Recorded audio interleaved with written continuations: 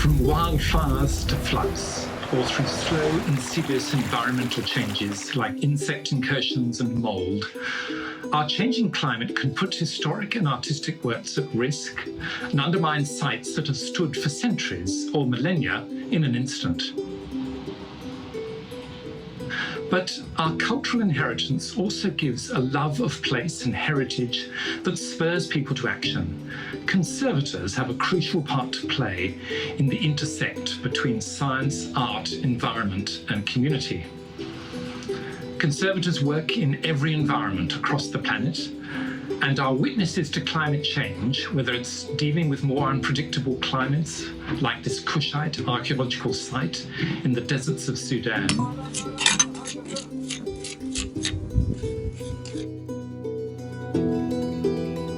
and for those helping to keep safe and conserve so many iconic objects across the world, from the coat of General Suu Kyi in Myanmar to Tutankhamun's sash in the Egypt Museum, Cairo. Here, issues from dust and mold to flooding of whole collections are far more of an issue than a few years ago. Conservators can be found everywhere, even in Antarctica at the foot of Mount Erebus. Here I am on an expedition to conserve Scott's Hut, a site which is highly vulnerable to the warming temperatures of the polar regions. Art and heritage conservators are therefore involved in one of the most varied and passionate professions committed to conserving cultural heritage. This might range from weeks of detailed preservation work on a single artwork in a museum or laboratory, to caring for iconic heritage sites that have been part of our landscape for millennia. As we face our greatest challenge, it's useful to look back to our roots 70 years ago. Instituted in 1950, many of ISC's founders had first-hand experience of preserving the world's cultural heritage in extreme situations during the Second World War. American George Steit was among the famous monuments men who recovered thousands of works of art hidden in locations from salt mines to churches across Europe. Post-war, joined by pioneering women including Evelyn Ehrlich, Mina Horowitz and Madeleine Aars, they created the modern conservation profession, bridging the gap between the arts and sciences and combining technical expertise with a deep knowledge of art and heritage. We draw inspiration from that past as we address what dramatic climate change means in practice for collections, sites, and artifacts across the world.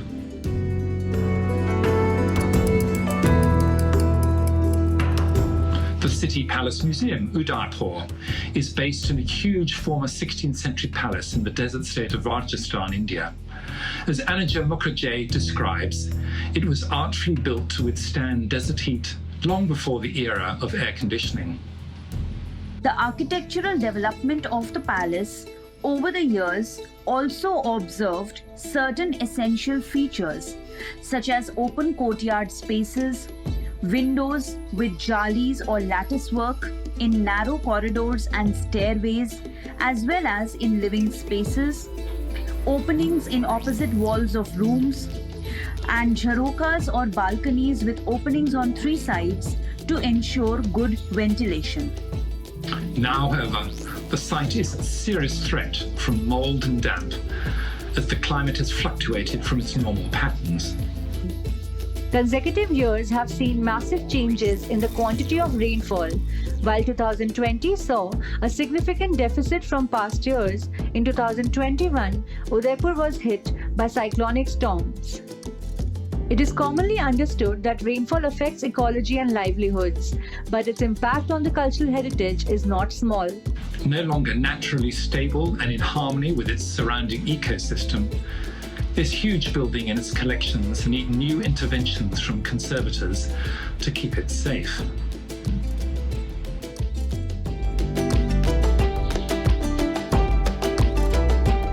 You might think that stored securely within the collections of great museums, climate change could not reach the iconic objects that are inherited from past civilizations.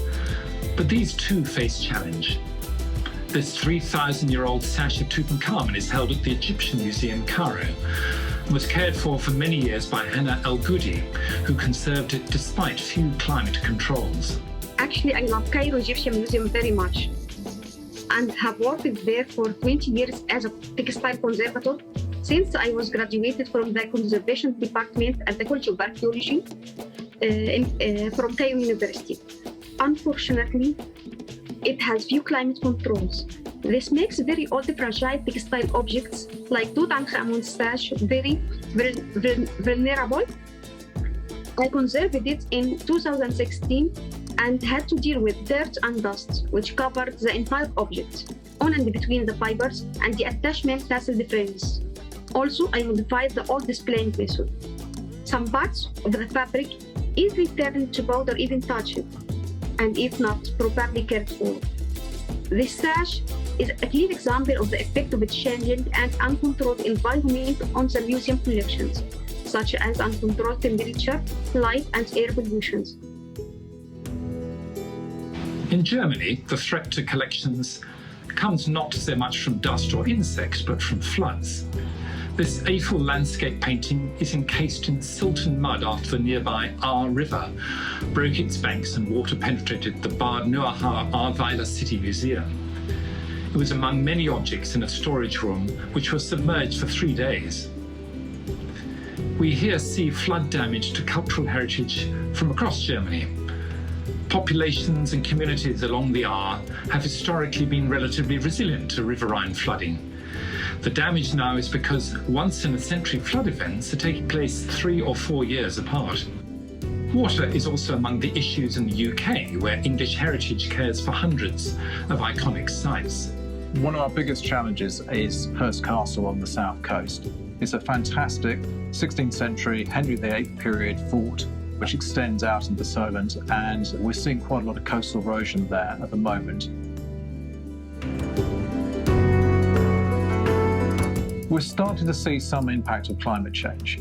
The biggest risk areas around our coastlines, but we're also seeing impacts in our gardens, and we're seeing impact in terms of rainfall.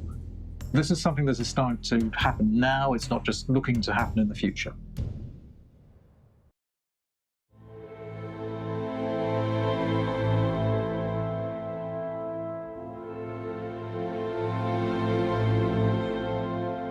What is the conservation profession doing in the face of these threats, which can so easily reach into art collections, threaten palaces, and destroy whole towns?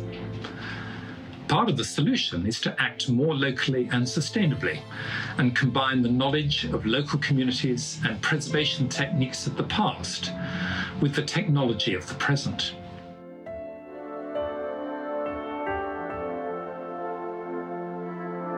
The San Xavier Mission is the oldest European structure in Arizona, and still serves the Tohono O'odham community.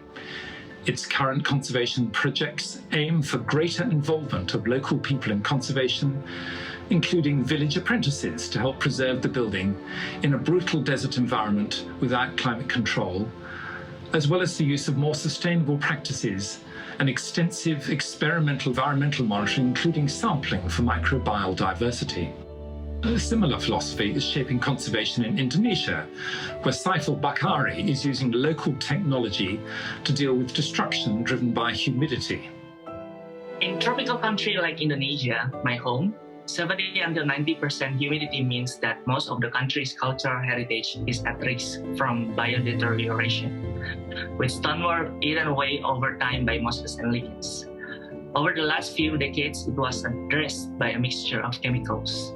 Recent conservation research has revealed that stonework can be safely and effectively treated by locally produced citronella oil, where the knowledge is coming from traditional custodians. The Palace of Udaipur is also beginning to find solutions to stabilize the building, but without using modern air conditioning that would rely on fossil fuels and contribute to the cycle of destruction. Instead, the solution benefited from the constant temperature already provided by the thick lime-plastered walls, acting as a good insulator, while fluctuations in humidity are addressed by modern technology in the shape of customized ventilation systems.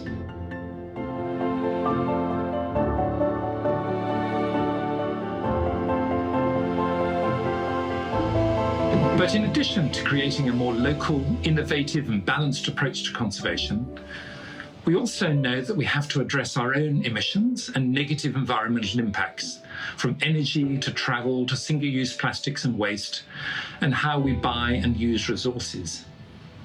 Glasgow Museums is looking again at everything from its use of bubble wrap to addressing growing insect populations. We wage war on shadow gaps and void spaces where dust can accumulate, because they can provide a food source for species such as the common clothes moth. In Bilbao, Aitziber Velasco describes how new plans for the care of Puppy, a giant dog made of flowers in 1992 by American artist Jeff Koons, will reduce water use. The fact that we will know the amount of water coming from the rainfall will allow us to decide whether we want to reprogram the watering or even cancel it, and this will result in cost savings, efficiency, responsible use of natural resources, and this will be a great step forward in sustainability. Retrofitting heritage buildings with innovations from solar to smart meters is also going to be crucial.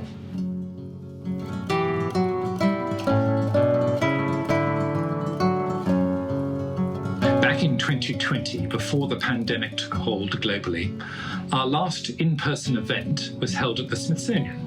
It was called Stemming the Tide: Global Strategies for Sustaining Cultural Heritage Through Climate Change. We heard from archaeologists, biologists, ecologists, and indigenous leaders. Nothing is stable. Forest ecosystems that always appeared to be stable are now very unstable.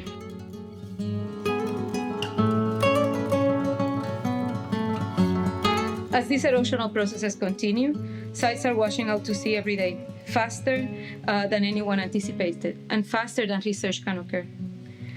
A parallel problem to this is that funding is required to intervene, either excavating or to recover the contexts before they are completely gone, or using technology or digital to digitally collect the data before it's lost. However, the process of applying for funding can take multiple years. So it has not caught up with the urgency of climate change. By now, many of the sites are gone, and we might never know how much we lost because we didn't know how much we had to begin with. We heard from Isabel Rivera Calazzo of archaeological sites, which we always thought would be there forever, collapsing. And we know from the people of Tuvalu, whose land is subsiding underneath the waves of the Pacific, who say they can no longer read the skies or the seas in terms of what that tells them. Everyone has a part to play. We all need to find our voice, whether it is personally or institutionally. Secondly, we need to bridge the gap between concern and engagement. And thirdly, we need to be flexible and adaptable. To address the climate crisis, we know that conservators need to combine small local actions with substantial global action. IIC has committed to reach net zero carbon in its own work by 2030. We've also released a groundbreaking joint commitment with two other great conservation bodies, ICOMCC and ICROM, to work together on solutions. Heritage is a powerful tool, but a fragile one. Let's embark on this journey of commitment together. Our actions have impact and consequence. Together, as a professional body, we can make change. Change is needed to combat and mitigate the current climate crisis that we are all facing. Since our earliest days working internationally and facing seemingly insurmountable problems have been at the core of our identity, it's now the turn of this generation of conservators to act.